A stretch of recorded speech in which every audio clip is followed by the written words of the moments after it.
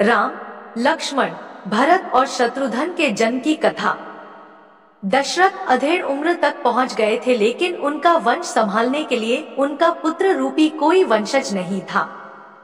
उन्होंने पुत्र कामना के लिए अश्वमेध यज्ञ तथा पुत्र कामेष्टि यज्ञ कराने का विचार किया। उनके एक मंत्री सुमंत्र ने उन्हें सलाह दी कि वह यह यज्ञ अपने दामाद ऋषि श्रृंग या साधारण की बोलचाल में श्रृंगी ऋषि से करवाएं। दशरथ के कुल गुरु ब्रह्मर्षि वशिष्ठ थे। वह उनके धर्म गुरु भी थे तथा धार्मिक मंत्री भी।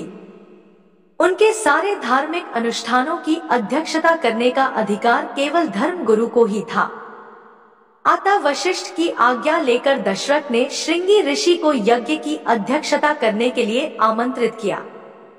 श्रृंगी ऋषि ने दोनों यज्ञ भली भांति पूर्ण करवाए तथा पुत्र कामेष्टि यज्ञ के दौरान यज्ञ वेदी से एक अलौकिक यज्ञ पुरुष या प्रजापत्य पुरुष उत्पन्न हुआ तथा दशरथ को स्वर्ण पात्र में नैवेद्य का प्रसाद प्रदान करके यह कहा कि अपनी पत्नियों को यह प्रसाद खिलाकर वह पुत्र प्राप्ति कर सकते हैं।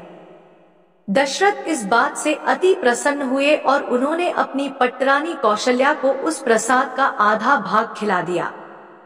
बचे हुए भाग का आधा भाग, 1/4, दशरथ ने अपनी दूसरी रानी सुमित्रा को दिया।